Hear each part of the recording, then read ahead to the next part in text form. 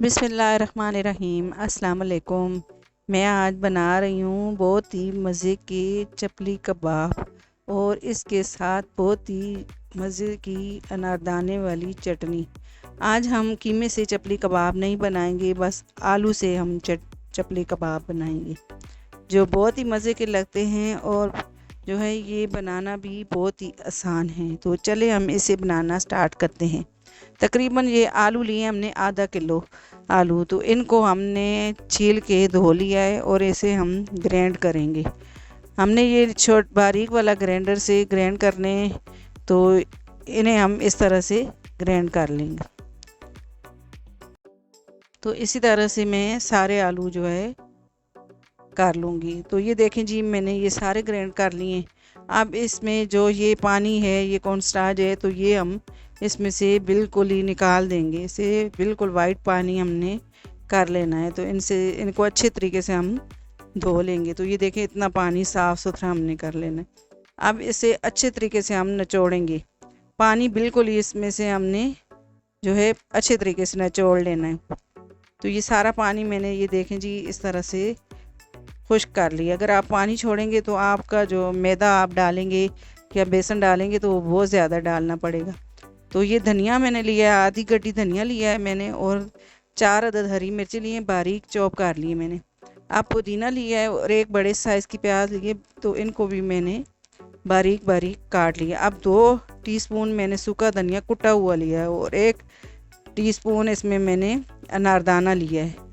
अनारदाने को भी मैंने बारीक कर लिया। 1 खाने का चम्मच भर के मैंने लहसुन और अदरक लिया है। अब इसमें 2 टीस्पून मैंने कुटी हुई लाल मिर्च ली, आधा टीस्पून पिसी हुई लाल मिर्च ली है, 2 टीस्पून इसमें मैंने ज़ीरा लिया है, साबुत ज़ीरा। अब 1 टीस्पून इसमें अजवाइन ली है और अजवाइन को धो लिया है मैंने। इसमें पत्थर होते हैं तो इसको मैंने धो लिया। अब 1.5 टीस्पून इसमें मैंने नमक लिया है। 1 खाने का चम्मच भर के जो है बेसन लिया है और 3 खाने के चम्मच इसमें मैं मैदा लूँगी। 1 खाने का चम्मच इसमें मैं कॉर्नफ्लावर लिया है मैंने। अब इन सारी चीज़ों को मैं अच्छे तरीके से मिक्स करूँगी। अगर मैं देखूँगी कि इसमें मैदा कम है तो मैं और डाल दूँगी इसमें मैदा। इसकी बाइंडिंग देखेंगे ना कैसी होती है, तो फिर उसके मुताबिक। आप देखें जी, इसकी बाइंडिंग नहीं सही हो रही थी तो इसमें मैंने 2 खाने की चम्मच और मैदा डाल दिया है। तो अगर आपके पास मैदा ना हो तो आप जो नॉर्मल आटा होता है घर में वो भी इसमें डाल सकते हैं। तो ये देखें जी, अभी इसकी बाइंडिंग अच्छी हो रही है। तो ये अच्छा सा मिक्सचर हमारा बन गया है। तो अब हम जो है इसके लिए हम टमाटर काट लेंगे। टमाटर लगा के और हम कबाब तलेंगे, चपली कबाब जैसे बनाते हैं। 2 टमाटर लिए मैंने इस तरह बड़े साइज़ के, तो इनको जो है मैं इस तरह से स्लाइस में काट लूँगी दोनों टमाटर को। तो ये देखें जी, मैंने स्लाइस में काट लिया है। तो अब इनको भी हम एक साइड पे रखते हैं। अब हम कबाब बनाना शुरू करते हैं। तो ये देखें जी, मिक्सचर मैंने उठाया है थोड़ा सा हाथ में, जिस तरह हम चपली कबाब बनाते हैं बिल्कुल उसी तरह से हमने ये कबाब बनाने। अब इसमें 1 टमाटर का स्लाइस रखेंगे और इस तरह से हम प्रेस कर देंगे ताकि ये अच्छे तरीके से टमाटर जो है चिपक जाए। तो ये देखें जी, इस तरह से कबाब मैं बना लूँगी सारे। तो मैं और भी बना के आपको दिखाती हूँ। तो ये देखें जी, अब मैंने फिर थोड़ा सा मिक्सचर उठाया और इस तरह से ऊपर कबाब बना के ऊपर टमाटर लगा दिए। तो इसी तरह से मैं सारे कबाब बना लूँगी।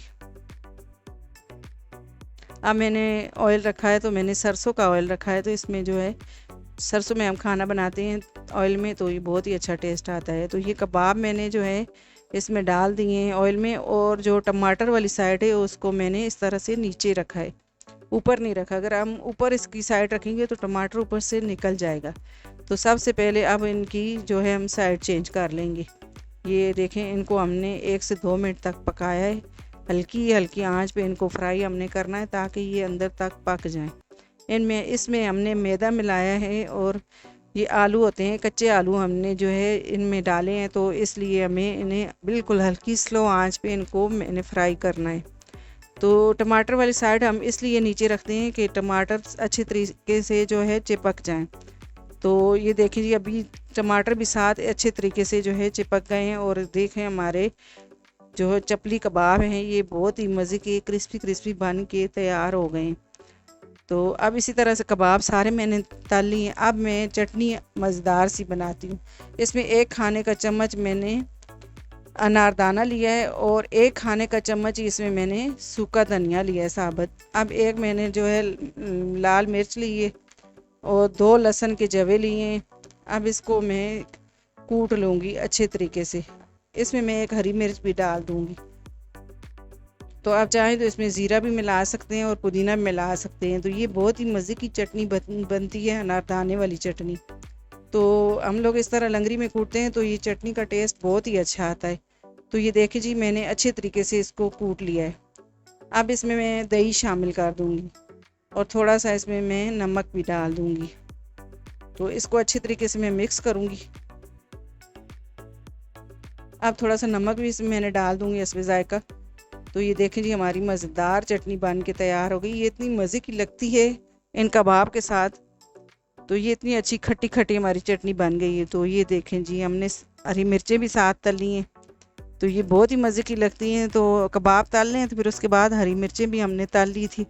तो ये कबाब जो है हमने चटनी और ये हरी मिर्चों के साथ सर्व किए। ये बहुत ही मज़े के बने थे, हमारे घर वालों को बहुत ही पसंद आए थे।